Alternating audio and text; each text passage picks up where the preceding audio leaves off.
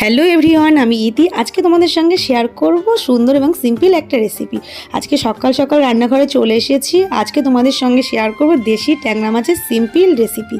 তো চলো তোমরা ভিডিওটা কন্টিনিউ দেখতে থাকো। এই যে হাজব্যান্ড কিন্তু সকাল সকাল বাজারে গেছিলো, কিছুটা দেশি ট্যাংরা মাছ নিয়ে এসেছে। দেশি ট্যাংরা মাছ খুব একটা বাজারে পাওয়া যায় না, সকাল সকাল গেলে পাওয়া যায় আর কি, মানে 7টার ভেতরে গেছিলো বলে পেয়েছে আজকে। তো মাছগুলো নিয়ে চলে এসেছে, মাছগুলো কেটেও নেওয়া হয়েছে। তারপরে লবণ আর হলুদ মাখিয়ে নিয়েছি। আর আমার শ্বশুর মশাই বাবা কিন্তু দেশি মাছ খেতে ভীষণ পছন্দ করেন।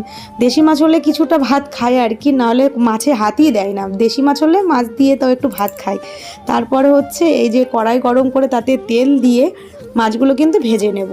এই যে প্রথমে যে রয়না মাছটা ছিল সেটা কিন্তু আগে ভেজে নেব। আর দেশি ট্যাংরা মাছ বলেন না, ট্যাংরা মাছ যে কোনো ট্যাংরা মাছই ভীষণ ফোটে। আমি অল্প অল্প করে দিয়ে থালা দিয়ে কিন্তু ঢেকে ঢেকে ভেজেছি মাছগুলো। আর তোমরা কারা কারা ট্যাংরা মাছ খেতে পছন্দ করো অবশ্যই কমেন্টস করে জানিও। এদিকে সর্ষে, লঙ্কা আর জিরেটা কিন্তু বেটে নেব। আর আমরা বিশেষ মিক্সচারে কিন্তু আমরা মশলা করি না বললেই চলে, আমরা শিলেই মশলা করি। এদিকে বড়ি নিয়ে নিয়েছি, যেটা আমার মা পাঠিয়েছিলেন। বড়িগুলো দারুণ খেতে হয়েছিল। তারপরে যে মাছ ভাজা হয়ে গেলে যে তেলটা ছিল সেই তেলেই কিন্তু বড়িগুলো ভেজে নিচ্ছি। খুব বেশি তেল দিইনি, কারণ বড়িতে সব তেল টেনে নেবে, যতটাই তেল দিই না কেন বড়ি সব তেল টেনে নেয়। ওই জন্য একদম অল্প তেলে বড়িগুলো ভেজে তুলে নিচ্ছি। এদিকে পেঁয়াজ, লঙ্কার আলুটা কেটে নিয়েছিলাম। তারপরে বড়ি ভাজা হয়ে গেলে সামান্য একটু তেল দিয়ে তাতে পাঁচফোড়ন দিয়ে দেবো। যে পেঁয়াজ, লঙ্কার আলুটা ছিল সেটা দিয়ে দেবো।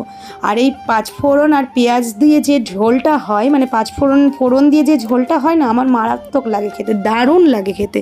এই ঝোল আমার খুব সুন্দর লাগে খেতে আর কি। অনেকে আছে পাঁচফোড়নের গন্ধ পছন্দ করে না, বাট আমার পাঁচফোড়নের গন্ধটা ভীষণ ভালো লাগে। তারপরে দিয়ে দিয়েছিলাম হলুদ, লবণ দিয়ে ভালো করে কষিয়ে নেব। কষানো হয়ে গেলে দিয়ে দেব জল। আর আমার রান্নার হাতে খড়ি কিন্তু আমার শাশুড়ি মায়ের কাছ থেকেই। আমি যা কিছু রান্নাই শিখেছি এই বাড়িতে সেই শিখেছি। বিয়ের আগে তো সেভাবে কি বিয়ের আগে আমি রান্না করিনি বললেই চলে। আর তো যাই হোক, যেটুকু শেয়ার করি তোমাদের সঙ্গে রেসিপি শেয়ার করি না কেন সবই আমার শাশুড়ি মায়ের কাছ থেকে শেখা। সুন্দর সুন্দর রেসিপি জানে মা।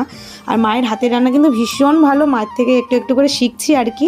এখনও সম্পূর্ণ কিন্তু শিখে উঠতে পারিনি, শিখছি একটু একটু করে। তারপরে জল দিয়ে দিয়েছিলাম, জলটা সামান্য একটু ফুটে উঠলে মাছগুলো দিয়ে দিয়েছি। সেই মাছগুলো দেওয়ার পরে যখন ঝোল টকবক করে ফুটে উঠেছে, কিছুক্ষণ পরে বড়িটা দিয়েছি। বড়িগুলো এত ভালো গলেছে, তার জন্য একটু দেরিতে করে বড়িগুলো দিয়েছি।